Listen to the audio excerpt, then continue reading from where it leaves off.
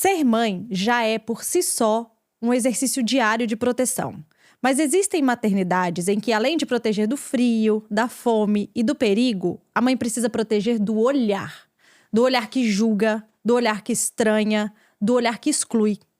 Tem mães que precisam preparar os filhos para atravessar o mundo e, ao mesmo tempo, preparar a si mesmas para enfrentar uma sociedade que ainda é cruel, com tudo aquilo que foge do padrão.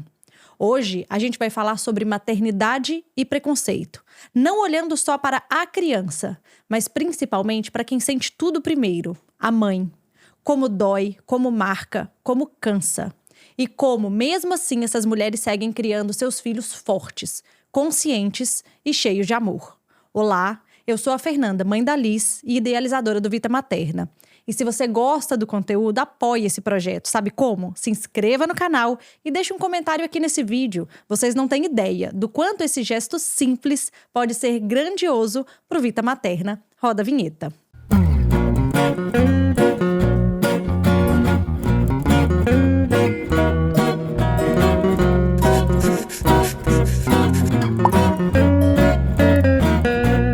Para essa conversa, eu trouxe duas mulheres que vivem maternidades atravessadas pelo preconceito, cada uma à sua maneira, mas com dores que muitas vezes se encontram.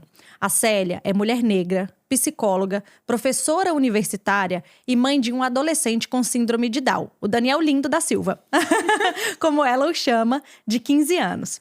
Ela vive o preconceito na maternidade, na escola, nos espaços públicos e também atua profissionalmente, orientando, palestrando e formando pessoas sobre diferença, inclusão e direitos.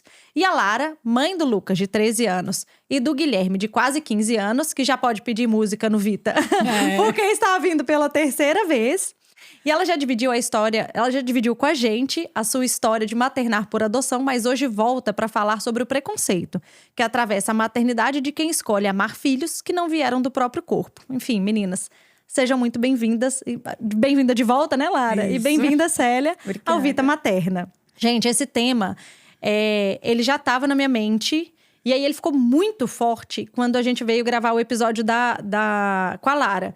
Eu convidei a Lara para vir pra gente falar sobre maternidade sobre maternidade por adoção. Sim. E a Lara, nos bastidores… Eu não sei exatamente como que a gente entrou nesse assunto na época, mas a Lara começou a me contar alguns episódios que ela e os filhos dela já viveu por se tratar de crianças adotivas e crianças negras, né? Isso. E aí aquilo me incomodou num espaço dentro de mim que eu não soube lidar, que eu não soube… Eu fiquei muito incomodada depois daquela nossa conversa. Eu fiquei muito incomodada. E eu cheguei em casa e falei pro meu marido assim…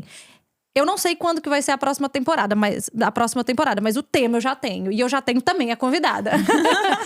E eu sinto que eu tenho uma urgência muito grande de falar sobre isso. E assim, hoje, esse nosso episódio, ele é a primeira conversa sobre esse tema. Porque assim, eu pretendo, pelo Vita, trazer essa conversa e esse tema a maior quantidade de vezes possível, sabe? Porque hoje a gente vai trazer um recorte do que vocês vivem. Eu não tenho lugar de fala pra isso, mas vocês têm.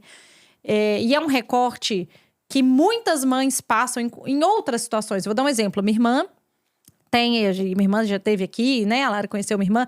Minha irmã tem 2 crianças sindrômicas, né? E a Manu, que é a mais velha, inclusive, tem autismo severo. Ela é não verbal e tal. Então, assim, minha irmã enfrenta um outro lugar de preconceito, de experimentar o preconceito. Que, assim…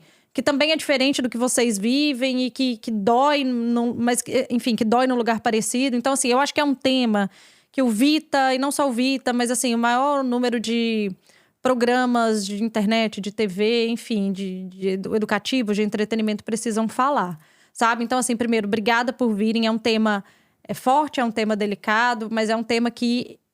De novo, eu não tenho lugar de fala. Vocês têm, infelizmente, né? Vocês têm lugar de fala. E eu acho que vocês podem agregar muito pra gente. Inclusive, nos bastidores aqui, a Célia já estava ensinando pra gente as palavras. E eu acho que você pode ensinar para as pessoas, assim… Eu acho que não aprender não ocupa espaço, né? Pode ensinar para as pessoas quais são as palavras certas, né? Sobre falar se sofreu preconceito, sofreu discriminação. A gente pode, ao longo do episódio, falar sobre essas nomenclaturas pra gente aprender, inclusive, a falar certo. Eu vou dar um exemplo, assim, agora pensando sobre isso. Eu não sei se eu falo… mulher negra, mulher preta, eu não sei.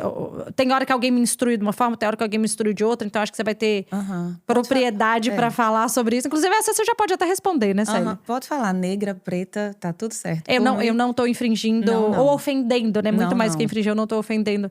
Então, tudo aprendido. Que eu tô aqui também como uma pessoa para aprender. Mas vamos lá, gente, já começando por esse tema.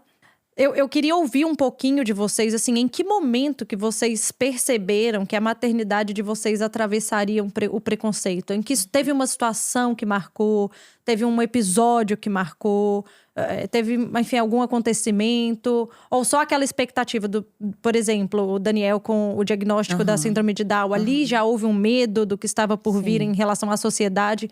Como é que foi esse momento para vocês? Comigo foi exatamente no momento do nascimento. Porque Daniel nasceu, a gente não sabia do diagnóstico da síndrome de Down, né? Então, eu fiz todo o acompanhamento pré-natal. Na época, eu morava em Cajazeiras, porque eu passei no concurso primeiro para lá, né? Para a UFCG em Cajazeiras. Eu saí de Natal para Cajazeiras. Caramba! Então, não foi uma mudança assim muito grave, não, né? Não, que é isso. E aí, eu fazia pré-natal em Cajazeiras e aqui em João Pessoa também. Então, fiz todo o acompanhamento, fiz o exame da translucência nucal.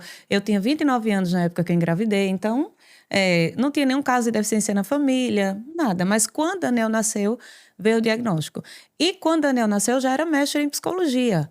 Mas o que eu tinha estudado sobre deficiência e sobre síndrome de Down além de ser superficial, eram só coisas terríveis. Então, o que na época se falava, em 2010, né? Daniel nasceu, mas eu terminei a universidade um pouquinho antes, né? Vou nem dizer que eu entrei na universidade em 99. Essa parte o produtor corta. O produtor corta é isso. Mas a gente só sabia as piores coisas. O que eu tinha de bagagem de informação é que não ia se desenvolver, é que não ia ser independente, é que não ia falar, é que não ia ter uma profissão, é que não ia aprender nada. Então, no momento do nascimento vem tudo isso. Mas quando veio tudo isso, dentro de mim veio assim, e como vai ser a relação dele com as pessoas? E se alguém discriminar? E se alguém... Eu fiquei louca com isso, eu fiquei desesperada. E, de início, a ideia era de querer proteger mesmo, de agarrar e de ficar, sabe, uma leoa? Né? Se olhar torto, eu já vou partir pra cima. Eu imagino. Então, era bem isso.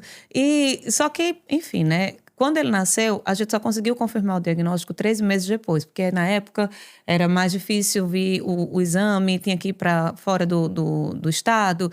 E nesses 3 meses, eu digo que foi maravilhoso, apesar de ser angustiante, porque eu fui conhecer meu filho. Para além do diagnóstico, né? Eu achei muito legal que na sua resposta das perguntas que eu mandei, você fala, meu filho não é um diagnóstico, né? Exato. Quando eu fui conhecendo, eu digo, gente... E eu fazia todos os testes, né? Porque aí eu pegava o que eu tinha aprendido de psicologia de desenvolvimento e ficava os marcos de desenvolvimento. Uma cientista ela, né, gente? Vamos ver se ele está respondendo. E ele fazia tudo, né? O que se esperava para cada idade. Então, ele andou com 1 ano e meio, um pouco depois, mas não tão depois, né? Tem criança sem deficiência nenhuma que anda com essa mesma idade. E no começo, eu protegi muito, né? Então, ele ficava muito na família. E o povo da família, ninguém tá besta de ter nenhuma atitude discriminatória, né? Nem, porque, enfim, já amavam Daniel, claro, obviamente. Mas o medo era esse, de como vai ser. Como que o mundo vai lidar com ele. Como que o mundo vai lidar e como eu vou protegê-lo. Só que, de verdade, Fê, a gente tem que entender que a gente tem que cuidar dos nossos filhos e que a gente tem que, independente de ter ou não ter deficiência, para que ele aprenda a conviver no mundo e para que ele também se defenda. Eu acho que isso é muito difícil. Eu concordo integralmente contigo na teoria. Mas na prática eu quero defender. Quando eu abri essa porta aqui, na prática eu quero defender. Não, entendeu? Mas eu também quero defender. Teve um episódio aqui que eu não lembro, mas teve um episódio que, assim, a filhinha da convidada, a amiguinha não queria conviver. Era alguma coisa assim. Eu falei, gente, do jeito que tá dentro do meu coração, eu queria bater na porta lá e falar, mãe, põe sua filha pra ser amiga da minha, pelo amor de Deus, que eu não quero que ela passe por isso, sabe? Pois é. Mas sabe o que é bom? É que com o passar do tempo, você vê seu filho se colocando, se defendendo. E eu digo, nossa, tá dando certo. Né? Tá dando certo. Então, são situações, assim, diversas e que a gente vai ter tempo aí, né, pra conversar. Mas que não é fácil. e não tem uma jamais. cartilha. Às vezes as pessoas dizem assim, mas que bom que você é professora universitária, você já estava preparada. Não existe isso. Eu sou mãe, assim, tudo isso. E não existe isso de você estar preparada. É claro que a minha formação ajudou, óbvio que ajudou, né? Minha tese de doutorado foi relacionada à síndrome de Down e à socialização materna. Não é por acaso, não é uma escolha neutra, né? Tem a ver óbvio, com a minha vivência, né? E por ser mãe de... Hoje, um adolescente, né? Com uma criança com síndrome de Down, né? com bigode e barba. Gente, isso é uma coisa terrível. Mas, enfim, era docemente terrível. Docemente terrível. Mas não existe esse preparo. A gente aprende a ser mãe. Eu sei que às vezes pode parecer um chavão, mas, gente, é de verdade. A gente aprende a ser mãe sendo mãe. Não tem jeito. Não tem jeito. Tem mulheres que têm predisposição com criança, tem jeito e tal. Nunca foi meu caso. Mas ainda assim, eu acho que você só aprende a ser mãe sendo mãe. Até porque a mãe de um filho, a mãe da Liz, assim, a Liz precisa de uma mãe, né? Um outro filho precisa de uma outra versão nossa. Perfeito. E por aí vai. E você, Lara, em que momento que você falou assim, cara, minha maternidade vai atravessar pelo preconceito, assim? A gente imagina antes no processo de preparação para adoção, né? A gente sabe que, exemplo, quem nunca... Eu tenho um irmão, tenho 11 irmãos. Fato, né? Mas, assim... Eu convivo muito com meus primos, a gente sempre falou assim, ei, tua mãe achou tudo no lixo. Quem nunca falou isso para um irmão? Ei, tá adotado. Então você começa a falar da adoção de forma pejorativa. Então vem esse viés de adoção. É isso. É uma forma bem pejorativa. Então também, a gente quando olha os dados do Cadastro Nacional de Adoção, só 12% das crianças não são negras. Só 12% das crianças são brancas, para falar a verdade. Então, você olha pro cadastro, você sabe que provavelmente vai vir crianças negras, crianças pretas para você. Meu esposo, ele é, mas quando você é mãe, é um negócio assim diferente. Eu vivia situações de preconceito, de racismo, de discriminação com meu esposo, mas quando é com seu filho... Te atinge diferente, né? Gente, ele atinge de uma forma, desperta coisa em você que você não imaginava. Então, teve várias situações quando eles chegaram. Então, assim, imagina, no primeiro dia, e eles oficialmente, nós tivemos a guarda deles... Eles vieram pra João... A gente foi buscar, né? Eles são de outra cidade, fomos buscar na cidade. E eu lembro que a gente foi andar na praia, porque eles queriam ir à praia. E tinha uma padaria próxima, e eles chegaram, assim, voando na padaria, daquele jeito, assim, bem... Criança, bem criança, exato. E animados. Quando eles chegaram na portaria, o segurança, falou, não pode entrar. Eu falei, o primeiro dia podia ter sido perfeito. Foi a sensação. Mas ele não vai ser, como minha maternidade não vai ser. E eles não entenderam naquele momento que aquilo era uma situação discriminatória para eles. Mas eles foram barrados, porque tinha criança entrando e saindo. Mas porque os meus filhos, eles não puderam entrar. Aí quando eu cheguei, aí eu fui o aval da pessoa branca que estava acompanhando as crianças. E aí eles puderam entrar. Todo animado, saíram quase derrubando a padaria. E naquele instante eles não se deram conta do que estava acontecendo? Não se deram. Mas eu comecei a entender. Eu nunca precisei pensar nisso. Então aí tá meu privilégio. Isso. O fato de você não precisar pensar quer dizer que você está no lugar do privilégio. Sim. Recentemente eu precisei ir para algum canto próximo da minha casa a pé. E eu falei, poxa, enquanto mulher, quando você pensa, vou andar a pé desacompanhada, não sei vocês, mas eu penso... Precisa ter cuidado, eu posso ser assaltada. Não, sem dúvida. Você pensa no que você tá usando. Você pensa eu tenho certeza que o meu esposo não pensa isso. Não, sem dúvida. Sem dúvida. Aí é o privilégio dele de ser homem. É isso. Então ali, meu privilégio branco tava assim. Eu sabia, a gente tenta desconstruir, mas ali eu tava pensando, eu nunca precisei pensar sobre isso. Então aí, porque assim, tem uma frase que eu gosto muito, que é, eu não escolhi nascer com privilégio, mas eu posso escolher o que é que eu vou fazer com esse privilégio. Isso.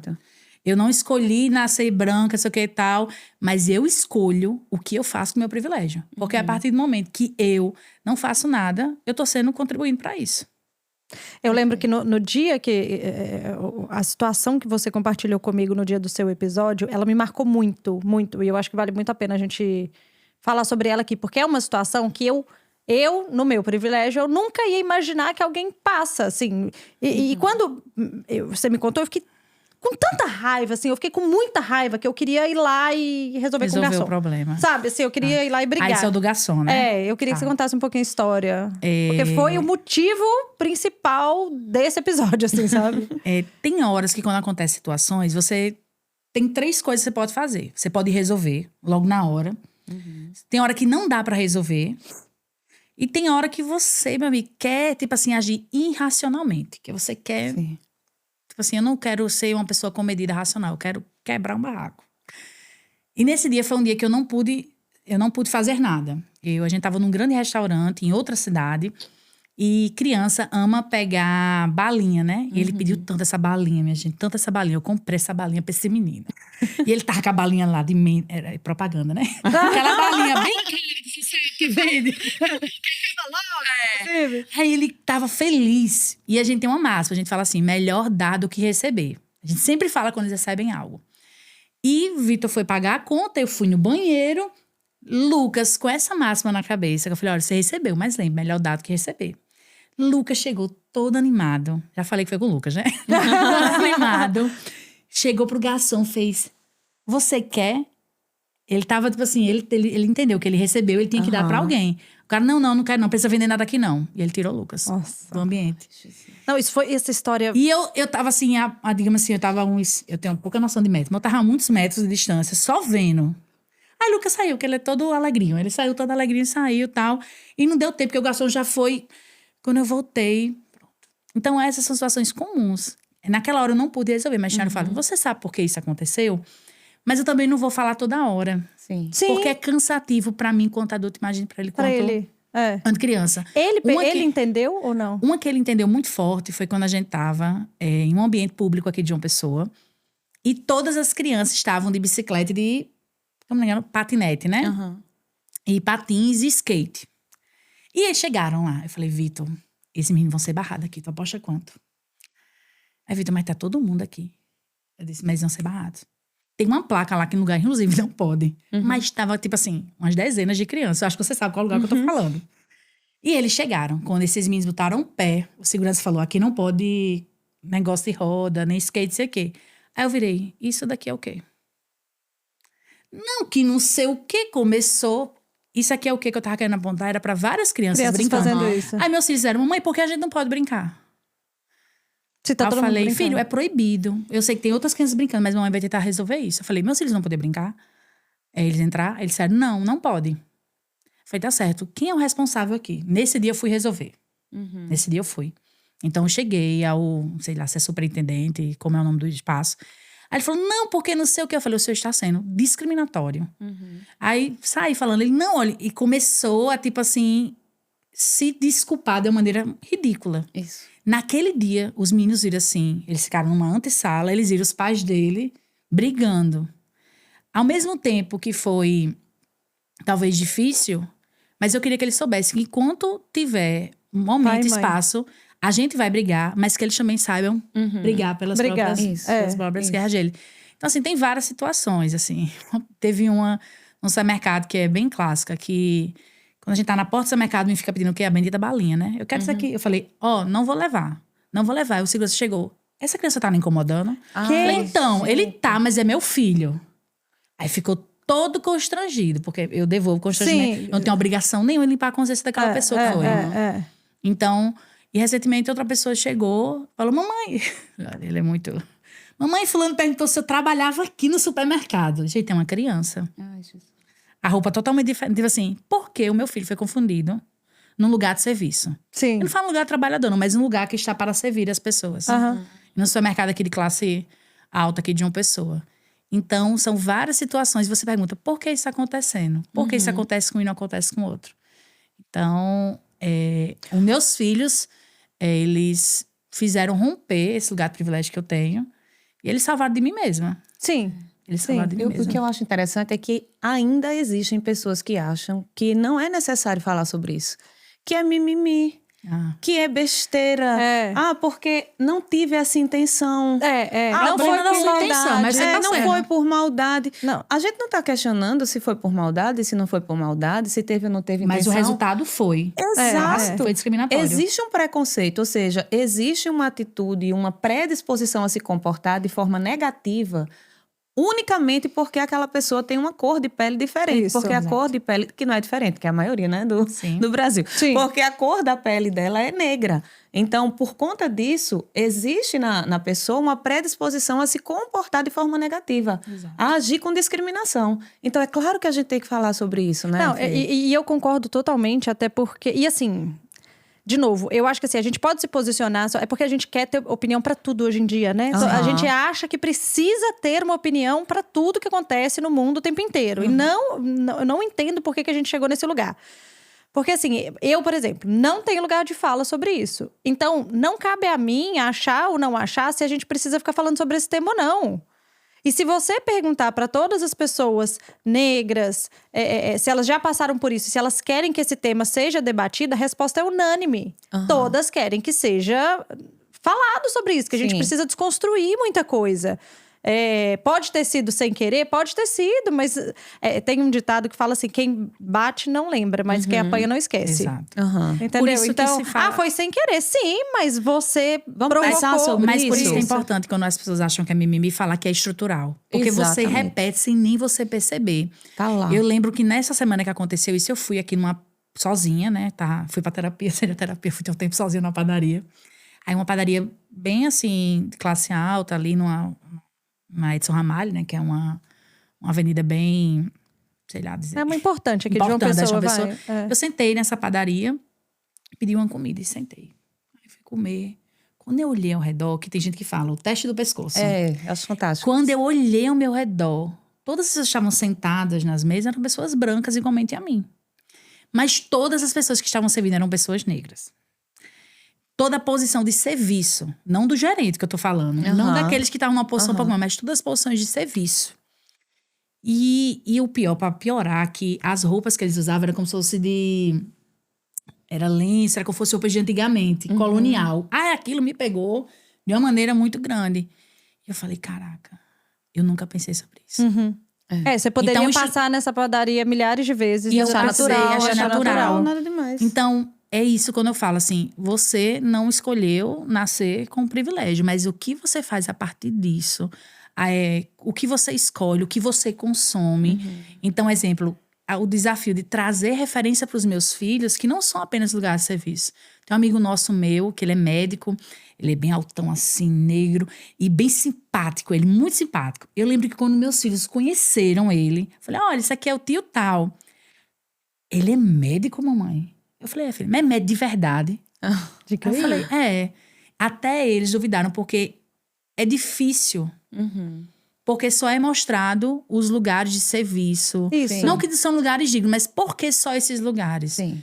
Eu lembro que as primeiras... Eu fui muito bem assessorada, antes dos meninos chegarem, né? Sobre trazer essas referências. Eu lembro que toda a literatura que a gente comprou, a primeira literatura dos meninos, foram todos de personagens da história de pessoas negras. Então, o primeiro que eles aprenderam foi Dr. King, né? Então, eles sabem a história todinha, que foi o primeiro livro que a gente leu junto.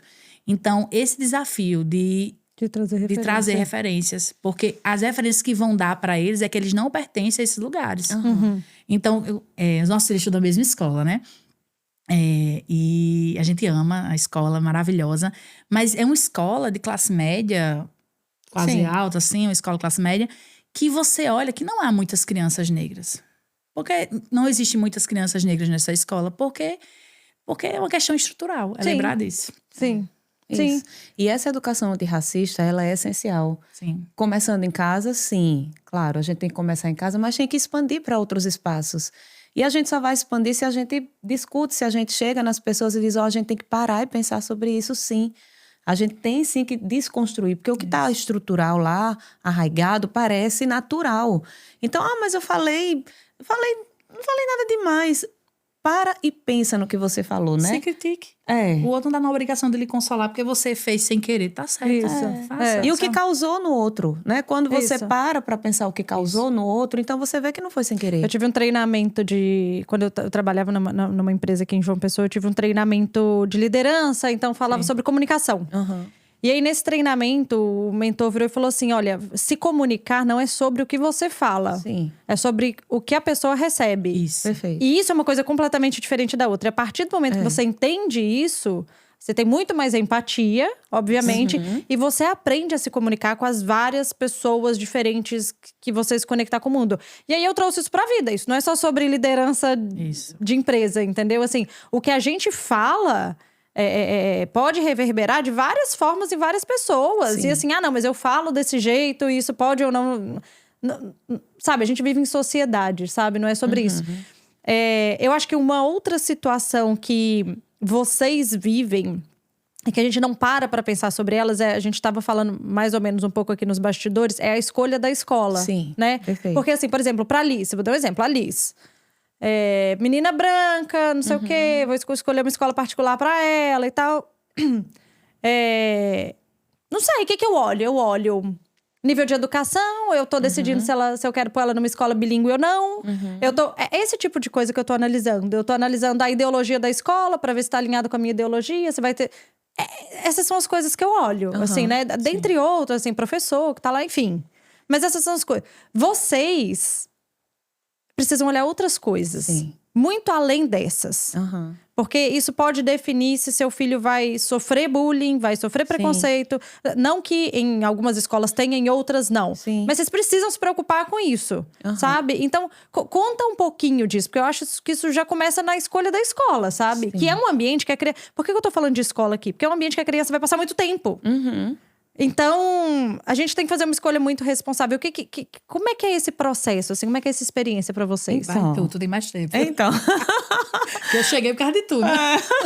Quando eu fui escolher a escola do meu filho, olha, eu costumo dizer que, enquanto cientista, não tem como a gente ser neutra. Eu não acredito em neutralidade científica, nem teórica, quanto mais vivencial, né? Então, eu já pesquisava sobre deficiência desde que Daniel nasceu. Então, no meu grupo de pesquisa, obviamente, desde que ele nasceu, eu fazia já pesquisa sobre a visão do professor sobre a deficiência, como é que o professor vê, como é que a escola vê a deficiência. Isso não era à toa. Eu já estava meio que mapeando as escolas de João Pessoa, né? Então, eu encontrei de tudo. O que eu encontrei na época, né? Isso 2010, 2011, eram o quê? Escolas grandes de João Pessoa, que tinham toda uma propaganda, né? De ser inclusiva e tal. E quando chegava lá, na prática, eram coisas terríveis. Então, teve relatos de meus alunos, né? De chegar e dizer assim, professora, escola tal…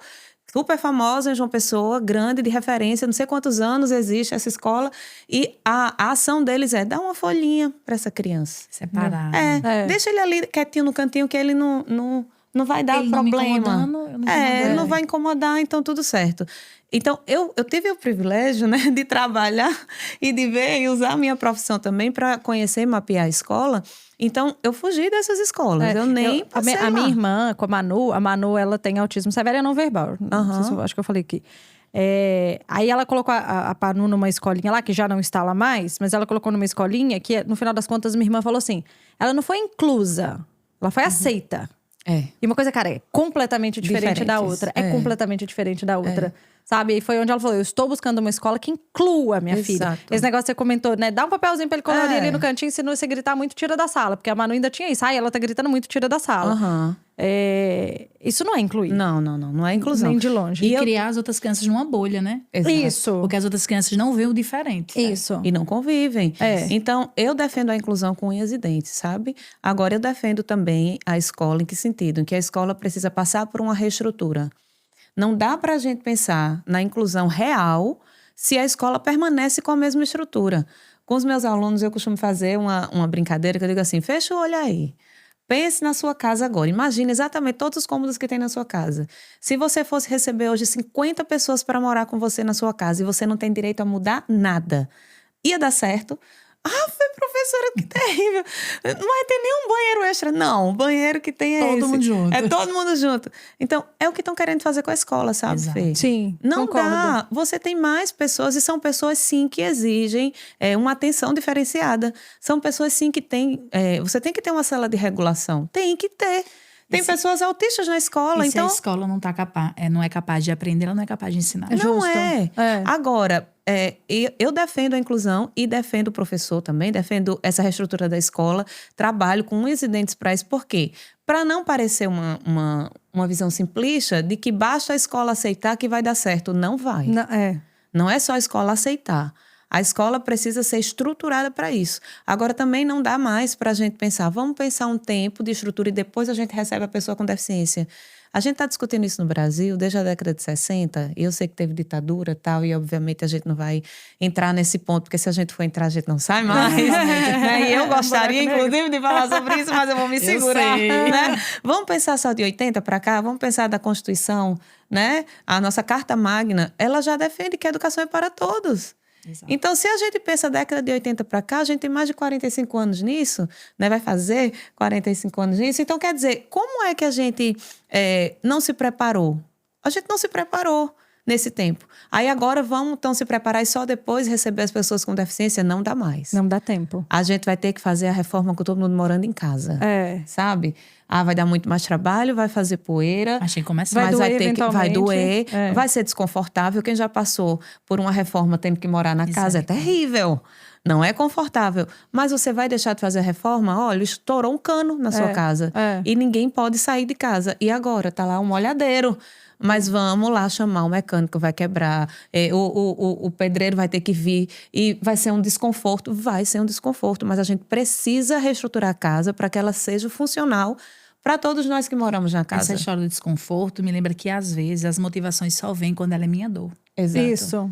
Então, assim, a falta da empatia. Não, eu escuto histórias de algumas escolas. Não, eu comecei a escola, mas inclusive porque o meu filho, porque o meu isso, o meu aquilo. Eu falei, por que eu só tô falando isso depois que aconteceu com o meu filho?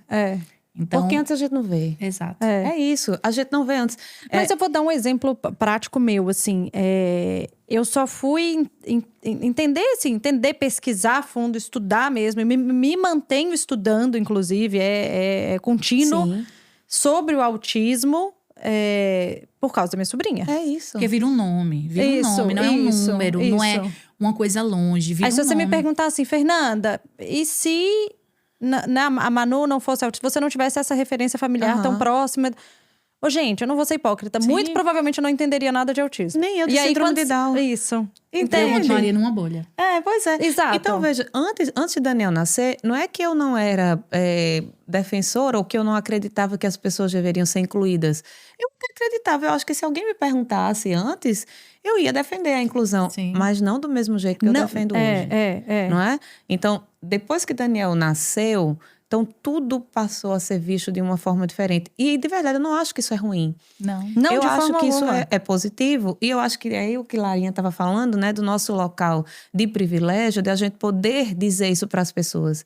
E poder falar com clareza. E poder falar com propriedade, porque a gente vive isso. Então, a escolha da escola de Daniel passou por essa lista de eu não vou escolher a melhor escola porque tem o melhor. Eu vou escolher a melhor escola para o meu filho. E, por incrível que pareça, ainda tem gente que me diz assim, mas por que você não botou na escola que não é inclusiva, justamente para você trabalhar isso na escola? Eu digo, desculpa, é meu filho. Ele não vai ser mártir, ele não vai. Eu vou ajudar essa escola de outra forma. Não quero mandar ele pra guerra, não. Não vai. Eu não vou fazer isso com meu filho. Eu posso ajudar de outra forma, com a minha profissão. Né? Eu dou aula, eu dou palestra em tudo que é canto que me chamam, então eu posso dar uma formação, eu posso ajudar de outra forma. Agora, eu não vou colocar meu filho para ser alguém que vai, não. No paredão ali. Não faz o menor sentido. Eu não digo que tem a escola perfeita. Existe a escola perfeita para aquilo que o seu filho precisa. E que muda no tempo. Muda. E que muda no tempo. A minha irmã tirou a Manu dessa escola, que eu falei que elas só aceitaram ela lá. E aí colocaram numa escola que durante alguns anos foi incrível para o desenvolvimento da Manu. Era uma escola que de fato era inclusiva. Era uma escola que fez a diferença na formação da Manu. Que funcionou até certo ponto. Foi um ciclo com começo, meio e fim. Hoje, na percepção, na leitura da minha irmã, e é o que ela tá buscando pra Manu, ela já fala assim, Fernanda, hoje já não faz mais tanto sentido uma escola inclusiva. Eu acho que eu quero uma escola dedicada à atipicidade da Manu ou à atipicidades, né? Uma escola diferente, tem um nome, isso eu me esqueci. Por quê? Porque agora, sei lá, as crianças na idade da Manu estão entrando na fase da... Letramento? Isso. A palavra certa. Estão aprendendo assim, a ler, escrever, não sei o que, não sei o que. Que não faz sentido pra Manu. O que faz sentido pra Manu? O que vai provocar um desenvolvimento pra ela agora? Talvez é mais contato com a natureza, talvez é mais... Entende? Então, assim, o que é importante, o que é necessário pro nosso filho hoje, a escola que é necessária pro nosso filho hoje, talvez amanhã não seja. Né? Então, assim, ainda tem isso. O filho ainda vai mudar. E assim, uma coisa importante, eu tenho 2 filhos, né? Os 2 estudam em escolas totalmente diferentes. Ah, sério? Seríssimo. E elas são perto, graças a Deus elas são perto. Mas, assim, meus filhos são diferentes. Eles têm necessidades diferentes. Eu lembro que eu entrei nesse dilema. Eles, quando chegaram, eles estudaram juntos na mesma escola. Uma escola do município, que era muito recomendado. Porque eles chegaram com a dificuldade de ler e escrever. Não sabiam nem ler nem escrever. E beleza, partiu, vamos procurar uma escola da rede privada. E Lucas foi primeiro, né? E deu super certo, mas quando Guilherme foi para outra escola, eu falei, essa escola não dá para Guilherme. Essa escola não é ideal, a escola é muito boa, mas ela não vai dar certo para Guilherme. Guilherme precisa de outras coisas, de outros estímulos, de outras coisas. Eu lembro que quando eu fui nessa escola, que ele estuda até hoje, eu pisei com o Vitor, e como eu fui acolhida, porque meus filhos tinham demandas que eu precisava que a escola acolhesse. Então, o relacionamento com a escola ia ser essencial, porque eu sabia que toda escola eles iam receber ataques, toda escola podia ter preconceito, mas como a escola reage a isso? Como é que a escola abraça isso? E eu lembro que no acolhimento da conversa, revela. E assim, eu sou mulher de fé, eu dizia, Senhor, mostra logo se não for essa escola. Sim. E como Deus dava sinais pra mim. Eu lembro que quando eu pisei nessa escola, uma coisa que me chamou a atenção, eu falei, eu fui, visitei a mulher, vem aqui à noite vai ter um jogo interno, vai ter jogos escolares, né? Quando eu pisei, eu falei, Vitor, você viu como essa escola é diversa? É uma escola particular, uma escola de classe média, mas quantas crianças negras tem nessa escola? Quantas crianças diferentes tem nessa escola? E eu lembro que 2 amigas que têm posicionamentos muito diferentes na vida me encontraram nesse dia e disseram, Lara, você tá aqui, fulano vai estudar aqui? Eu falei, vai, me diga o que é que você acha dessa escola. Ela, falou, maravilha. Aí a outra amiga, que é outro pensamento, assim, totalmente diferente, eu falei, me diz aí, o que é que tu acha dessa escola? Ela, só coisa boa. Eu falei, tá bom, Deus, é aqui. Então, a escola que você recebe acolhimento. E como você falou, o tempo, né?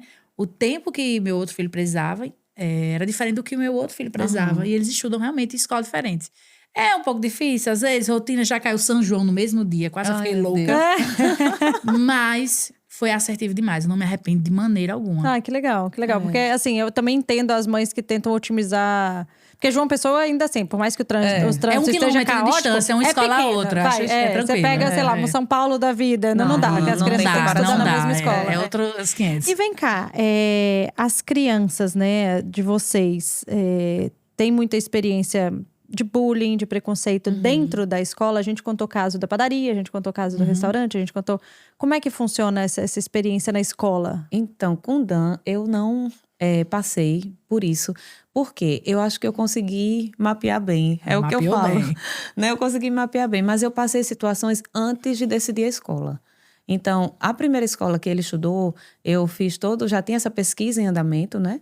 E depois eu fui nas escolas também e escolhi a escola. E foi uma escolha, assim, maravilhosa. A gente caminhou muito bem até a pandemia, veio a pandemia. Então, tudo foi modificado, né? Como a gente sabe. Quando eu retornei, a gente retornou da pandemia, eu não coloquei mais na mesma escola, porque tinha mudado a estrutura.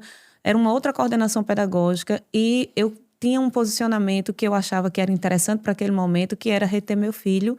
E a escola, a coordenadora pedagógica achava que não deveria, então eu fiquei meio desesperada. Eu digo, e agora? Porque a escola que eu achei em João Pessoa que dava certo, agora não é mais para o meu filho. Vou ter que começar a minha caçada. Vou ter que começar a caça. E nessa vou ter que começar a caça, eu cheguei numa escola que eu amava já, que eu já namorava com ela. Porque na época que eu coloquei Daniel nessa escola a primeira, essa era uma outra opção. Era um plano B. Era o plano B, então eu fui direto lá. Gente, quando eu chego lá, nossa, que terrível. Por que terrível? Porque eu fui recebida muito bem no começo e tal, e depois a gente vai fazer uma reunião com você e a equipe de psicologia da escola. E eu digo, tudo bem. E nessa reunião, eu já tinha preparado um material sobre Daniel, porque eu chegava nas escolas, quando eu via que poderia ser, eu mostrava o material, né? Era um PowerPoint lá que eu mostrava. Eu com meu tablet, é o tablet da Lara. Mostrava que tá escondido aqui, viu, gente? A gente proibiu a Lara de trazer o tablet dela pro sofazinho. Então, eu mostrava tudo que ia acontecer, o que é que ele já tinha feito, avançado e tal. E aí, eu achando que eu ia ter esse tempo de apresentar, mas o que elas disseram, gente, por incrível que pareça, foi assim, ó. Mãe, é o seguinte… A situação da escola nós já temos 5 crianças com deficiência na sala que o seu filho vai ficar. A gente não tem estrutura, não vai ter ninguém para acompanhar. A gente não vai fazer adaptação curricular. Mas se você quiser, e a reunião estava sendo gravada, se você quiser colocar seu filho, você pode. Você quer? Olha que absurdo. É a mesma coisa que negar matrícula. É total. É a mesma coisa. Né? Eu fiquei com tanto ódio disso. Não, isso foi uma escola outra. Tá, entendi. Que seria o meu termo, mas eu nem fui para essa. Depois eu te conto. Depois eu me conto. Depois eu te conto. E aí, o que acontece? Eu fiquei decepcionadíssima com essa Acolhimento escola. nota 10, né? Só que não. É assim, ó, eu não tenho… Assim, tá tudo bem, né? Eles falaram assim, ó, eu tenho uma… Bom, tá tudo bem na minha opinião de que não tem lugar de fala. Mas assim, tá tudo bem eles falarem, olha, tem 5 crianças já na sala dele, tarará, tarará. Hoje eu não tenho estrutura pra isso, mas eu vou buscar uma solução. Ou se você Exato. tiver uma solução pra me ajudar, a gente pensa Vamos em conjunto. pensar junto. exato. Numa solução. Agora, sim, uma coisa olha, minha situação é essa, eu não vou me movimentar Exatamente. pra resolver. O E filho você é seu, decida. você quem lute. É tipo isso, assim. E você decida. E assim, a gente não quer saber de parceria, a gente não quer saber de ajuda, a gente não quer, não. Decida você.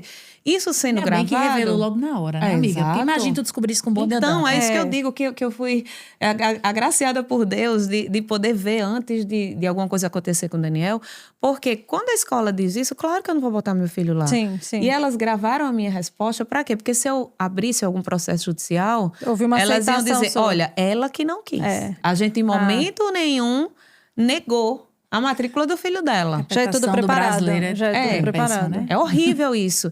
E aí, como é que eu cheguei nessa escola, né? Que nós temos o nosso filho. Agora, Cara, só- a escola podia patrocinar o podcast, viu? a gente tá falando aí, já vou procurar no final aqui, alô, escola. Então, Eu tô pensando, inclusive, em pôr minha filha lá, só por causa ela é dessas maravilhosa. Por que a gente encontrou essa escola? Porque uma amiga se lembrou dessa escola e disse, Célia, eles são inclusivos. Meu filho estudou lá e tal. Naturalmente. Então, quando eu cheguei lá e conheci a escola e comecei a conversar, como a Larinha diz, o ambiente já é diferente, o clima já é diferente. E as crianças que estão lá já são diferentes também. As crianças com e sem deficiência. Então, para eles é natural conviver Sim, com a deficiência. Não, Agora, a estrutura, Fê, ela faz toda a diferença. E é por isso que eu defendo. Porque na salinha de Daniel, esse ano, tem muitos alunos, 10. Eu amo Entendeu? isso. entendi. Então, Tá cheia, 10. 10, é isso. Quando estoura 15. Aham. Então, Isso traz uma qualidade. é essencial. Você não pode trabalhar com inclusão numa sala de aula com 30, 40. No caso de síndrome de Down, precisa de uma pessoa dedicada a ele? Então, depende muito. Depende. Tá. Depende da criança. No caso, o que é que acontece com a síndrome de Down? Todo o desenvolvimento, ele é desacelerado. Falando assim, de forma mais simples, né? Vai acontecer, o desenvolvimento acontece, mas de uma forma mais lenta. Então, se a criança tem algum comprometimento motor, por exemplo, ela vai precisar de alguém que esteja lá, um cuidador, não necessariamente um AT, mas o cuidador, porque ele não consegue comer sozinho, não consegue, né? No lanche e tal, essas coisas. Pode ter também deficiência intelectual. Meu filho tem deficiência intelectual. Então, mas até hoje a gente não precisou de um acompanhamento específico para ele. Mas tem criança que precisa de um acompanhamento. É cada caso. Então, é caso a caso. É cada caso. Só um parênteses aqui, que é uma coisa que talvez para você é super natural, mas, por exemplo, é uma coisa que para uma mãe que não tem uma criança com síndrome de Down, ou alguma outra síndrome, enfim, não vai fazer isso muito provavelmente. É chegar para a diretora e mostrar um PowerPoint Pois caso é. você goste da escola. Pois Eu não vou chegar com um PowerPoint da Liz, eu acho, Pois né? é. Pode ser que... Mas eu não vou fazer Para isso. apresentar seu filho. Então só aí já te põe num outro lugar, sabe? Já, sabe, olha, traz... eu acho que assim, é a ponta do iceberg de toda a preocupação que uma mãe carrega, Sim. que o filho pode experimentar longe dela, fora da bolha. E da proteção da mãe, e revela sabe? o que o público procura. Porque quando eu comecei essa procura, eu visitei 14 escolas aqui em João Pessoa, na primeira vez. Aí eu chegava lá, eu gostaria de marcar uma reunião com a equipe pedagógica ou o responsável pedagógico. Aí a mulher, certo, pedagógico? Não, vou lhe mandar logo os preços. Eu falei, não, eu quero saber a equipe pedagógica.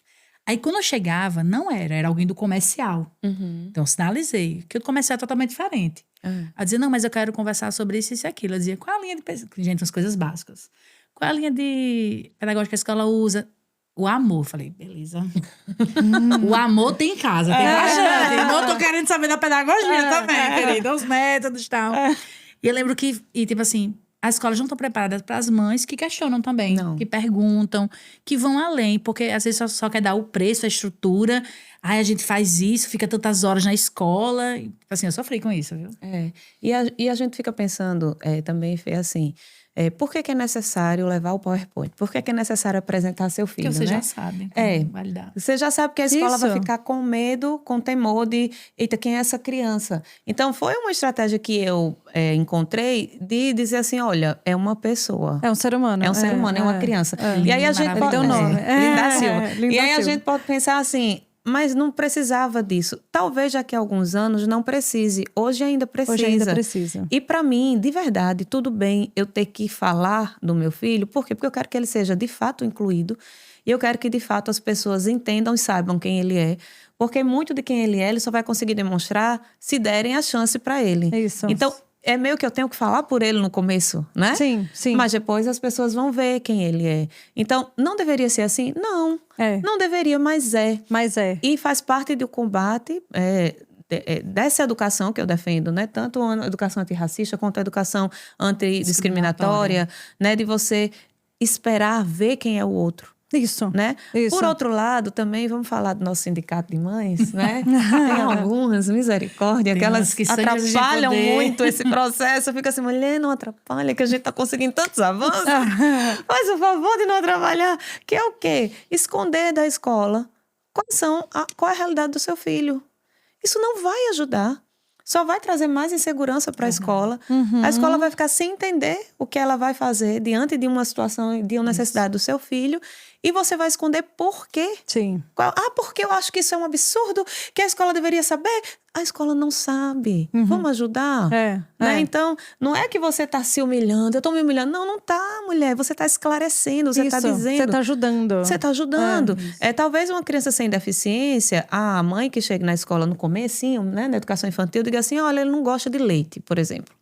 Se a mãe não disser que gosta de leite, que ele não gosta de leite ou que ele não pode, vão dar coisa com leite e o menino vai ficar, né, prejudicado. Então, é uma outra coisa que você vai dizer para o seu filho, né? Não é nada em relação ao alimento, mas é em relação ao comportamento, em relação a como, se ele tem problema com ruído, se não tem, né? Com toque, se não tem comunicação. Exatamente. Então, eu acho que é importante que a gente comunique. Né? Eu também acho. E assim, eu pretendo fazer essa comunicação no caso específico da Liz. Assim, eu morro de medo do que vai acontecer. Inclusive, a louca já quis tentar resolver com a Liz recém-nascida. A Liz nasceu com orelhinha de abano. Bem abertinha, assim.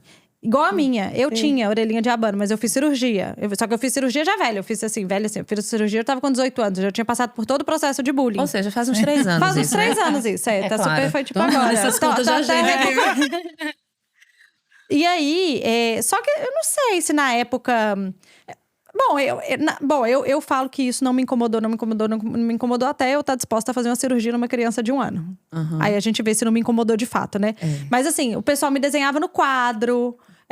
Aí a gente ia pro recreio, aí quando eu voltava, era aquele quadro verde ainda, né? Aí tinha uma bonequinha desenhada lá com a orelha bem grande, tipo Dumbo, assim, era eu. Era eu. Só que assim, naquele instante não era algo que me fazia chorar. Eu ria, xingava todo mundo e a vida seguia. E a vida seguia. Mas eu fiz uma cirurgia pra corrigir. Ficou lá. E aí, quando eu vi a Liz, quando ela tava se desenvolvendo, tava vendo a orelhinha ficando pra fora, assim, eu já fui caçar médico pra poder resolver. Já fui estudar tudo sobre o assunto, quando que eu vou poder fazer a cirurgia dela. Enfim, mas isso tudo tá relacionado. E eu falo isso muito com o Rodrigo. Eu tenho muito medo de quando a gente colocar ela na escolinha, as crianças começarem a fazer piadinha da orelha dela. E isso ser algo que a machuque, entendeu? Porque, assim, as crianças hoje em dia podem ser cruéis. A gente tava falando isso nos bastidores, assim, não são as crianças. As crianças não nascem com crueldade. Eu acho que assim, a crueldade é plantada na mente delas. Mas veja, eu tenho uma preocupação com que a Liz vai sofrer na escola por conta de uma questão da orelha dela. Isso. Sabe? E eu tô falando só da orelha. Aqui nós estamos falando de algo muito mais estrutural, muito mais forte, que é a questão do racismo, que é a questão de uma criança síndrome, uma criança atípica, uma criança, sei lá, com autismo, que é o caso da minha irmã, entendeu? Que eu acho que é muito mais severo. Como é que vocês tentam educar os seus filhos para lidarem com esse tipo de situação? O que vocês fazem, assim? Ou, sei lá, ainda não tenho uma resposta. É porque eu não tenho pra Liz. Eu tô descobrindo, mas na medida do possível, ele não é o que as pessoas dizem sobre ele. Ponto. E a gente vai nutrir ele. Porque eu vou nutrir ele de muito amor. Eu vou nutrir que ele é muito amado. Eu vou nutrir que ele tem espaço. Vou nutrir que ele é lindo do jeito que ele é. Então, é um trabalho preventivo. Não sei se é a mesma coisa pra ti, Célia. Mas, assim, na autoestima do meu filho. Aquilo que só eu posso fazer. Perfeito. Então, porque quando vier alguém falando o contrário, ele vai dizer, isso aqui não é normal. Se eu tenho uma linguagem agressiva, que despreza meu filho, uma linguagem que trata com indiferença, quando ele for tratado assim, ele vai achar que é normal. Então, se o ambiente que ele tá, que é a família dele, é um ambiente seguro, mostra que ele é amado, que ele é lindo, que a autoestima como é Linda Silva. Quando vier o diferente, ele vai rejeitar. Isso. Né? E tentar. Tem coisas que a gente não descobre. Então, Lucas, acho que eu vou abrir agora para falar. Lucas, ele já sofreu várias coisas, né? Mas nesse episódio foi uma coisa mais severa e mais pública, né? Então, o Lucas chegou na escola saber ler e escrever. E aquela ansiedade, poxa, eu quero ver meu filho lendo. Será que a gente vai romper isso? E eu passei a demanda para a escola acolheu assim de uma maneira maravilhosa. Vamos fazer assim, assado, tamo junto. Encontrei a escola dos sonhos do meu filho, né? Ele tava com quantos anos? Eita, fazer os cálculos. 10 anos. 10. Não sabia ler e escrever. E a gente tava fazendo ainda o diagnóstico a avaliação dele psicológica para saber se tinha alguma coisa para ser revelada, né? Que depois que é o TDAH. E descobrindo isso foi ótimo, porque foi muito mais assertivo na aprendizagem Na condução. Sim. Então, o que é que acontece? Com um mês, a tia me chama, Lara, vem cá. Um mês de aula. Senta aqui, Lucas. Senta aqui, mamãe. Lucas, lê aqui pra mim. Quando o Lucas começou a ler, gente, foi assim, impagável. Porque ele passou um ano numa outra escola, ele não leu nada. Eu tentava, nada, mas assim, com um mês eu vi que ele... Tudo bem que aquilo ali pode ter sido, foi uma base, mas não acho que ele foi muito não, isso. E ele leu, e ele começou a evoluir, o povo começando a contar. Depois de uns 2 meses, eu comecei a receber um relato, dizendo, olha, Lucas tá agressivo. Falei, poxa, Lucas, não é assim. Só que eu falei, será que eu sou aquela mãe que tá dizendo que o filho não é? Eu fiquei, né? Só que ele tinha outros ambientes sociais, igreja, projeto social, esporte. E nos outros ambientes ele não estava demonstrando esse comportamento. Lara, ele saiu, chutou, fez isso e aquilo. Eu disse, tá acontecendo alguma coisa, tá acontecendo alguma coisa, tá acontecendo aquela coisa da mãe, De né? mãe, Aí sentamos e eu vi que a professora da época, ela tava assim, rejeitando o meu filho. Eu vi assim, nitidamente. E com uma semana desses comportamentos desafiadores de Lucas, aí ela falou assim, olha, nós não temos mais o que fazer. Eu falei, caraca, já usou toda a pedagogia em uma semana. Essa daí... Em uma semana. Aí eu lembro que a diretora falou assim, não é bem assim. Aquela sabedoria dela maravilhosa, né? Maravilhosa. A própria diretora falou, não é bem assim, não é nós temos que fazer, olha. Aí você precisa estar ciente que tá acontecendo isso. Eu falei, tá acontecendo alguma coisa? Alguém falou alguma coisa? E eu fiquei cutucando pra ver se saía. Até que, sem querer, ela não quis dizer, sem querer, ela falou, não, fulaninha falou umas coisinhas pra ele. Aí eu falei... E ela não disse mais nada, guardou. E eu lembro que teve uma reunião pedagógica e a escola tem uma rampa gigante. Ele foi subir naquela rampa e começou a reunião pedagógica. Aí a professora... Entrou uma professora nova, mudou a professora. Porque eu orei, Senhor, se essa professora estiver rejeitando Lucas, tira essa mulher desse aqui. Mas como é que ia tirar? Começou o ano, ninguém tira profissional, não. Ai, Deus atendeu as orações. Aquela mulher saiu, né? E entrou uma professora nova. E de repente a professora falando, fulaninho de tal, aluno tal assim, eu tenho visto que fulaninho tá assim. E Lucas era o último, porque tudo de Lucas era ainda diferente, porque ele estava se adaptando, né? E aquela coisa, eu não consigo falar. Eu falei, Vitor, eu não vou falar nada. Porque se eu falar, eu vou começar a chorar. Eu comecei a ter um sentimento de exclusão. E eu comecei a me sentir excluída daquele ambiente. Eu não consigo explicar. Foi algo assim, sobrenatural. Não consigo explicar. Porque eu comecei a professora falando, todos os trabalhos que os alunos estavam fazendo, eu disse, Lucas não tá fazendo isso. Por que Lucas não tava feito isso? Aí eu vi um monte de trabalhinho feito assim na estante. Eu comecei a me sentir excluída. Aquela professora, que é maravilhosa, ela tinha acabado de entrar na escola. Ela não sabia o que estava acontecendo. E eu lembro que eu desci a rampa, eu entrei no carro, caí no choro. E assim, muito forte, fez, seu filho tá sentindo assim. Aí eu falei, meu Deus. Eu lembro que eu fui até terapia, eu falei pra minha terapeuta, eu não consegui parar de chorar. Comecei a chorar descontroladamente. E eu falei, tá acontecendo alguma coisa, até que de repente eu recebo um áudio de uma mãe. Dizendo assim, olha, é um absurdo o que está acontecendo. Lucas está desrespeitando os alunos, jogando os estojos. Ele realmente estava fazendo tudo isso. Só que esse comportamento, a reação a algo que estava acontecendo. Ele começou a jogar estojos, tal. Eu falei, olha, me desculpe, eu tô tentando procurar saber, a gente tá junto, sei o que. Ela disse, nós não temos a obrigação, a pessoa criou uma prova contra ela, de aguentar os problemas de adotado do seu filho. E... Mentira. Aí é verdade.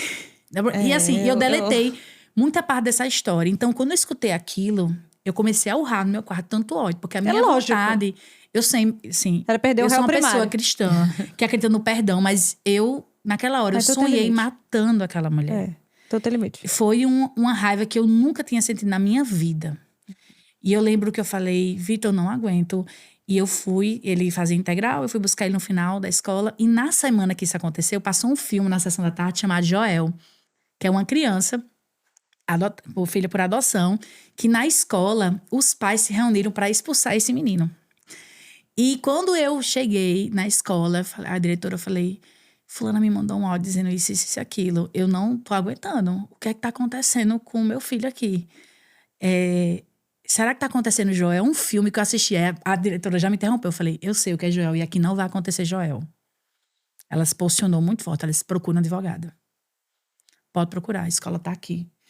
E ela falou, olha, só pra você saber, fulaninha veio aqui na escola, a mãe, né? Ela falou assim, eu não sou obrigada a pagar a escola cara pra minha filha conviver com esse tipo de gente.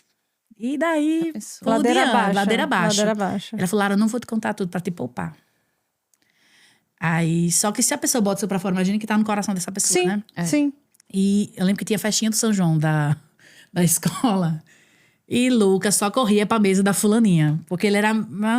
gente, eu não sei se eu posso dizer isso aqui não, mas é muito aquela novelinha que todo mundo sabe. Ele corria pra mesa dessa menina. E eu vim cá, pelo amor de Deus. E a diretora falou, Lara, vamos só preservar o São João das crianças, que elas não entendem que isso tá acontecendo, Sim, né? exatamente. E tive uma reunião. Isso é por eu falei, elas. Célia, me ajuda, o que é que eu faço? Ela, você vai fazer isso, aquilo, o conselho disso, a advogada, a gente já... ela me indicou um advogado, eu já fui. Aí eu lembro que o advogado falou assim, Lara, você não vai falar nada nessa reunião.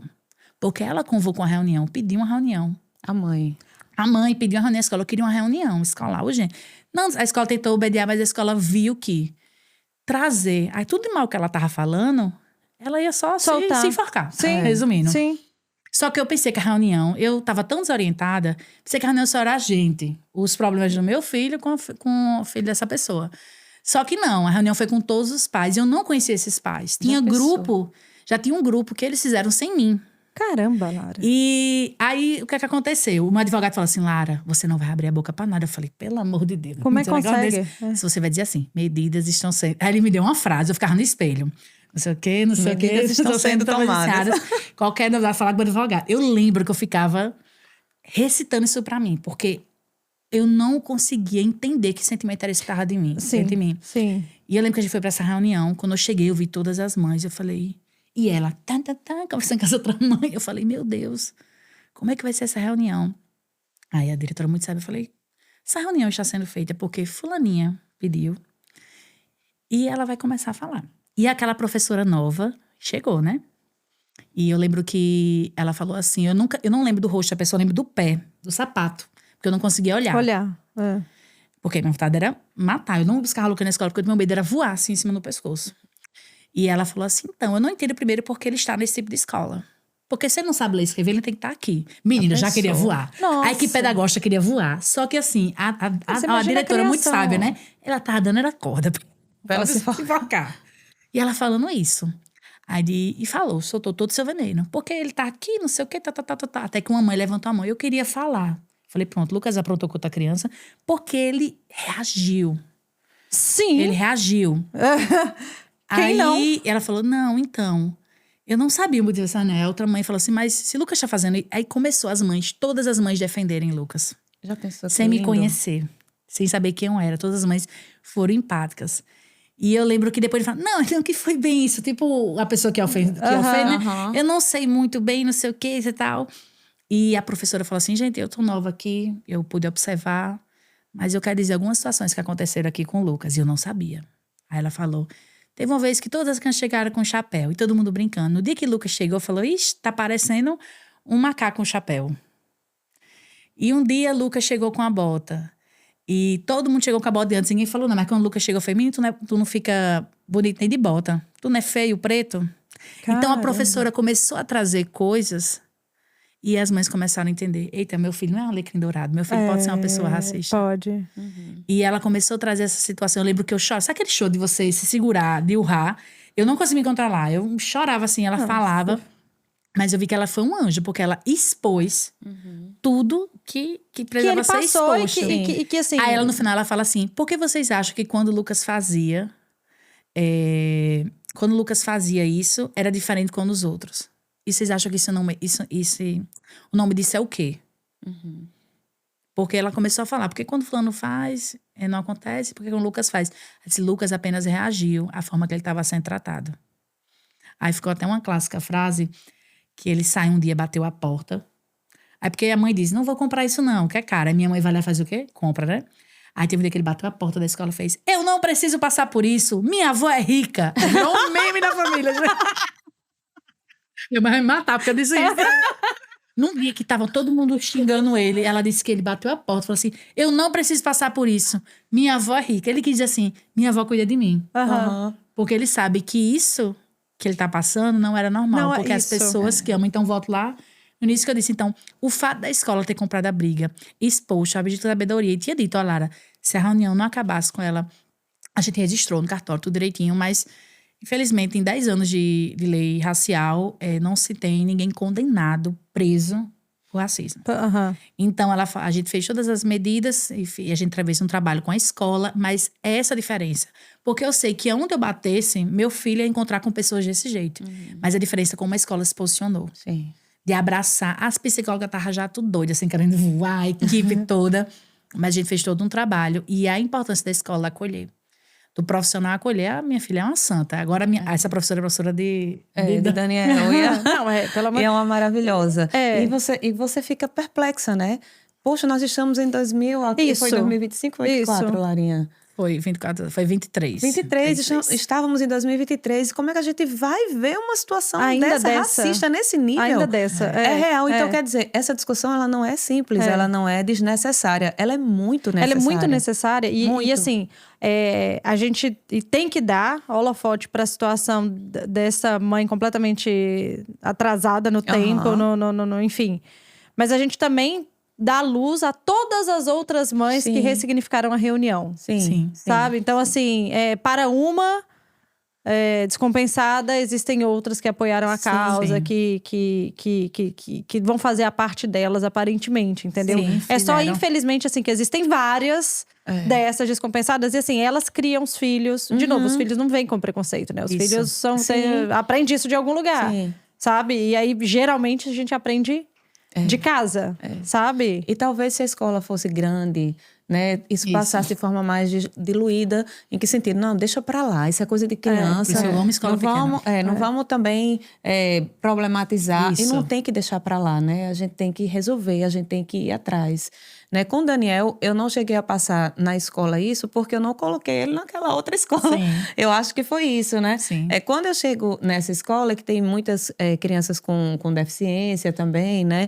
E ele foi muito aceito. Então, com o Daniel eu não passei na escola, mas é claro que existe também uma coisa que é comportamentos que não são... História da quadra. Eu nunca conto aquela história da quadra. Eu vou contar essa história da quadra. Mas que não são comportamentos... de fato discriminatórios, mas que às vezes a pessoa duvida do potencial porque a pessoa ela tem deficiência, né? Tem um termo que eu estou tentando me lembrar. Limite na pessoa, que ela nem tá com que esse não limite. tá. Capacitista, isso. Né? Então, eu luto por uma educação que não veja a pessoa com deficiência dessa forma, né? E eu mesma me pego, às vezes, sendo capacitista. E eu digo, nossa, quando o Daniel começou a treinar o futebol, né? Foi na primeira escola ainda. As crianças da idade dele, 3 anos de idade, estavam fazendo futebol. E chegou uma amiga, mãe, de outra criança e disse, Célia, por que Dan não tá no futebol? Eu digo, amiga, ele não vai entender, não. Caramba, olha só o que eu disse do meu filho. Eu já era doutora, estava fazendo doutorado, né? Mas mãe, né? Então, e naquele momento eu estava sendo capacitista. Sim. Ok? E aí ela disse, por que você não bota Daniel no futebol? Eu digo, amiga, ele não vai entender. Ela olhou para mim e disse, Célia, qual é a criança de 3 anos que entende regra de futebol? Exatamente. Eles estão lá para brincar. Não é só Daniel, é as crianças. Eles estão lá para brincar, para se divertir. Aí eu parei e disse, nossa, o que é que eu tô fazendo aqui? E aí coloquei Daniel no futebol, né? Ele evoluiu tanto, ele ama, e hoje ele é um atleta, né? Mas ele evoluiu tanto que chegou um momento que todo mundo queria ele no time. Por quê? Porque ele aprendeu a fazer o gol com a bola parada no ângulo. O gol. Caramba. Todo mundo só assim, queria ele, porque na hora de bater a falta, Era vai ele. Daniel. Na hora de vai Daniel. E ele aprendeu a driblar, claro, tem vídeo, tem tudo, né? Mas, veja, no começo eu fui capacitista. E foi necessário que essa minha amiga chegasse para mim e Te dissesse... trouxesse essa lucidez. E aí eu disse, nossa, é verdade. Né? E Daniel, olha, ele joga futebol, ele joga frescobol, ele nada. Ele é super joga atleta, Dani. basquete, ele Que faz de máximo, tudo. que máximo. Né? E o pai dele contribui muito para esse Isso. processo Pronto, também. esse tipo de palpite é bem-vindo na maternidade? Muito certeza. bem-vindo. Esse tipo de palpite. É. Todo o resto a gente descarta. Mas esse é um tipo de palpite bem-vindo na Pois maternidade. Então, uma outra situação que também envolve futebol, né, que foi mais recente, foi uma situação assim, que trouxe um alívio pro meu coração, que eu disse assim, nossa, isso foi ano passado. Né? A gente foi jogar num lugar perto lá de casa, numa praça, com o primo dele e tal. Depois o primo cansou, foi embora. E aí ele olhou para mim e disse, vou ali. Ele não fala. Meu filho, ele tem a síndrome de Down e ele tem a apraxia de fala severa. Então, ele falou com os gestos, né? Eu entendi. Ele dizendo assim, mãe, eu vou ali jogar com aqueles meninos. No momento, eu fiquei assim... O que eu faço? É. Né? Melhor Porque- impedir. Vai que ele sofra, né? Tem Ficou nessa. certeza? Não, meu É. coração de mãe foi assim, filho, vai não. Vamos pra casa, porque esses meninos não vão deixar meu filho jogar. E se não deixarem meu filho jogar, eu vou fazer o quê? Né? Vou brigar com os meninos aqui na praça. Sim. O que é que eu faço? Aí veio o coração da cientista dizendo, deixa ver. Deixa ver se vai ter discriminação aí, deixa ver Vou analisar. como é que ele vai sair. Deixa ele sair da bolha, né? Eu fiquei naquele conflito, mãe e cientista, o que é que eu faço? E agora, né? Daniel foi, chegou lá, ele falou, dizendo, deixa eu jogar, e fez os gestos de jogar. Aí os meninos, ai, que bonitinho. Aí passaram a mão na cabeça dele. Ele tá querendo jogar, deixa. Aí eu já fiquei, né? Ai, não estão levando meu filho a sério. Mas aí ele começou a correr com os pirrais. Quando deu a sorte, Fê, Ele fez da bola chegar no pé dele, ele driblou um, driblou outro e fez o gol. Caramba. Ai, os meninos todos, uau, Rapaz, esse menino joga, ficou, né? como eu te disse, ele joga. E aí foram jogar, e aí deram moral pro menino, né? E ele ficou jogando. Ele jogou, os pirrais cansaram, foram-se embora. Aí chegaram outros maiores, e ele disse, eu vou lá também jogar com esses maiores. Aí eu pensei, agora vai dar errado. Porque menino grande gosta de jogar com menino pequeno. Atrapalha. Não seria a deficiência aí o problema, seria a faixa etária. Mas eu digo, deixa. Aí ele foi. Fê, quando chegou lá, dito e feito. Os meninos não agiram de forma discriminatória. Eles chegaram lá, disseram, que lindinho esse menino do mesmo jeito.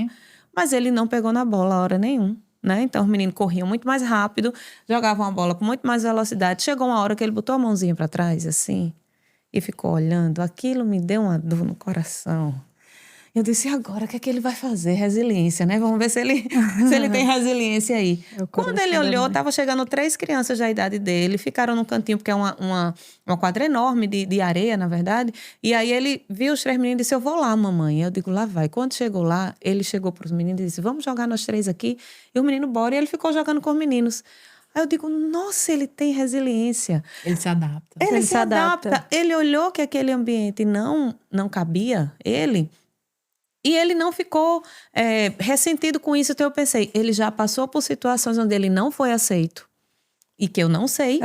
Mas que ele conseguiu superar. E que ele conseguiu ter resiliência. Exato. E ele conseguiu pensar assim, não quer não brincar comigo? Pena pra você, porque tem quem queira. E eu acho que deve ser muito difícil para uma mãe segurar seu lado controlador, segurar seu lado protetor e deixar a experiência acontecer. Isso. Mas, sem dúvida, esta é a melhor decisão para ele. Sim. Porque, no final das contas, deu tudo certo. Deu tudo certo. E é que eu tava te falando. Eu pensei assim, nossa, consegui ajudar ele a se desenvolver e a perceber o ambiente. Agora, eu tenho ciência que não foi só eu, nem só a família. A escola fez diferença nisso. Com certeza, ele Sem dúvida. já passou por Sem situações dúvida. assim, onde ele não foi aceito. E ele parou e pensou assim, rapaz, já vivi isso. É. Eu sei que não vale Deixa a eu pena. ver onde me cabe. Exato, deixa eu ver com quem... E outra coisa, independente do filho não ter ou não ter deficiência, não é assim que a gente vive a nossa vida? Exato. Sim, exatamente. Adaptando. Uma coisa que eu acho que assim, é importante da criança ter, e eu quero trazer isso para ali de todas as formas possíveis, é repertório emocional. Aham. Sabe? Assim, a Isso. gente brincou no início assim, de botar ela numa bolha, deixar ela numa bolha e quem ameaçar invadir a bolha ainda briga. por minha conta e risco. Mas não é sobre isso, assim, né? Eu falei brincando, mas assim, eu quero que e repertório emocional é permitir Sim. que a criança viva. Sim. É claro que com segurança, é claro que dentro dos direitos que cabem a ela, né? Sim, Quando alguém também invade o direito dela, invade, Sim. né, o direito dela de estar ali, de estudar, de aprender, de tal. Aí a gente tem que entrar mesmo e tem que entrar com todo o direito que cabe a ela, com advogado, com… Sim. Mas assim, o repertório emocional a pessoa só cria vivendo também, Exato. né? Vivendo também. E então assim, meninas, obrigada. Eu acho que a gente vai ter que ter um outro momento. Eu já falei que vai ter que ter um outro momento. Então, né, a gente vai falar mais sobre esse tema. Eu queria falar muito mais, mas nosso tempo esgotou. Eu sinto muito, tá? Pelas experiências que vocês passam como mães que enfrentam isso daí. Eu acho que, assim, eu não tenho lugar de fala nisso. Em se tratando de bullying, preconceito e tal, eu espero que eu não tenha na vida, mas talvez eu tenha. No meu contexto, que eu acho que é muito menor do que o de vocês. Mas não relativizando a história da Liz e o que está por vir na vida dela, claro. Mas eu sinto muito mesmo, assim.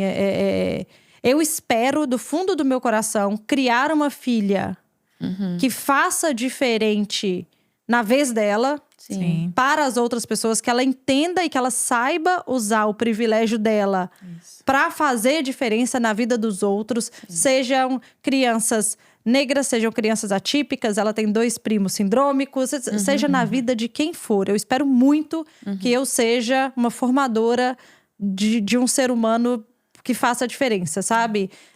Obrigada por compartilhar, obrigada por trazer as histórias de vocês, das suas crianças, porque, de novo, como a gente não vive, quando você me traz uma história dessa, é um negócio tão fora da minha realidade, mas é incrível como é que você fura minha bolha trazendo essa história. E eu passo agora num restaurante, eu olho, assim, sabe? Porque se alguém precisar de uma militante, é que eu tô disposta. Sabe? Nesse sentido. Então, assim, sinto muito pelos que vocês passam. Obrigada por compartilhar, obrigada mesmo. Eu sei que é uma exposição. Eu sei que tem esse lugar de exposição aqui e exige muita coragem, tá? Mas, assim, os filhos de vocês… Tem mães muito corajosas, assim, e que estão dispostas ao infinito e além por eles, assim, né? No que cabe a vocês, às vezes no silêncio, às vezes na briga mesmo, às vezes numa justiça. Existe justiça para isso precisa ser dito, né? Assim, existem leis que nos protegem, apesar, né, da punição ainda não ser tão severa assim, mas existem leis que nos protegem, a gente precisa usá-las, né? E eu desejo força, eu desejo muita saúde para vocês continuarem essa batalha. E contem com Vita para isso. Contem com Vita para isso. Muito obrigada. Obrigada. Antes da gente fechar, né? O nosso quadro novo aqui do Vita Materna. Qual a maior gentileza que já fizeram por vocês? Então, olha só. Eu acredito que, assim, tem muita coisa boa que aconteceu na minha vida, graças a Deus. Mas minha mãe, ela é a figura de maior gentileza que existe. Eu me lembro de situações da infância, por exemplo, que a gente não tinha uma condição financeira muito favorável e ela saía para passeio com a gente, passeio assim, do mais simples possível, tipo, vai para a lagoa, olha só, de João Pessoa, andar na lagoa, e pra gente isso era o máximo. E terminava o passeio e ela ia fazer o lanche e ela não lanchava e ela dizia, não, eu não tô com fome. E não era porque ela não estava com fome, é porque ela não podia pagar o lanche para ela. Ela podia pagar para as 2 filhas, que na época ela só tinha a mim e a minha irmã. E com esse gesto, depois que eu cresci, que eu entendi, eu digo, nossa, eu aprendi na prática, né, o que é essa maternidade que doa. E que às vezes não tem para si, mas que dá para o filho. E isso faz toda a diferença, porque se eu já amava minha mãe, depois que eu fui mãe, depois que eu cresci… A gente aprende a ser filha, né? Muito, muito. E eu vi o quanto… Então, a minha mãe, ela é um poço de gentileza. Agora, ela não é essa mulher que vive agarrada beijando. Não. Eu sou essa mulher, sabe? Eu sou esse grude. Eu agarro o Daniel 24 horas. Mas minha mãe é gentil na forma de tratar, na forma de ser, na forma de educar, generosa é a linguagem demais. do amor, de atos de serviço. De serviço. Né? De se entregar. E ela é muito generosa. E eu aprendi com ela a ser generosa, né? Eu citei esse exemplo da infância, mas assim, na minha vida tem toda… milhares. Tem milhares. Minha mãe, legal. ela é um poço da generosidade. Que bom que ela foi essa mãe pra você. Assim. Eu sei que tem choro, mas eu vou dizer 2, é rápido. O primeiro, a maior gentileza é minha avó. Porque minha mãe foi uma mãe que precisou, minha mãe técnica de enfermagem, trabalhar plantão, após plantão. Minha mãe dava o melhor que ela podia, mas quem me criou e me educou foi minha avó. Ela decidiu ser minha mãe. Então, a maior gentileza é ter ela como referência. E o segundo é meus filhos.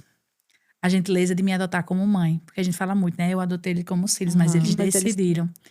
Eu falo assim, Lucas, Gui, vocês têm um coração tão grande que tem espaço, ainda teve espaço para a mamãe e para o papai. Tem um espaço da história de vocês e eu não quero roubar espaço. Tem lá um espaço reservado para sua família biológica, mas seu coração é muito grande, que coube seu pai e sua mãe. Então, maior gentileza, eles me adotarem como Maravilhosa, maravilhosa. As falas da Lara também sempre É maravilhoso. fortes. Essa minha amiga maravilhosa. Olha, tem uma amiga como Célia, viu? Ela leva saltinho, viu? Não, você é fantástica. Gente, obrigada. Obrigada mesmo. Eu vejo vocês ainda em próximos episódios. Ninguém me aqui. aguenta mais aqui, não. Ninguém me aguenta mais aqui. Depois eu falo pra vocês a música que a Lara pediu, tá? Porque 3 vezes aqui pode pedir música. Eu agradeço demais esse tempo. Parabéns por essa ideia, por idealizar isso tudo, né? É muito notório que você também é uma mulher de fé, porque você recebeu 2 mulheres de fé aqui, mas a gente percebe isso, e que você também é uma mulher de fé. Eu acho que essa dimensão espiritual, ela também faz a diferença, né? E que bom que você abre esse espaço. E eu espero que muitas mães e que muitas pessoas escutem e estejam conectadas com tudo que a gente está vivendo aqui. Ouvirão, se Deus quiser. O alcance do Vita tá ficando cada vez maior ainda. É internacional. Gente, se você gostou desse episódio, comenta aqui embaixo. E eu te vejo sexta-feira que vem, meio-dia, no próximo episódio aqui no canal ou na sua plataforma de áudio preferida. Até lá!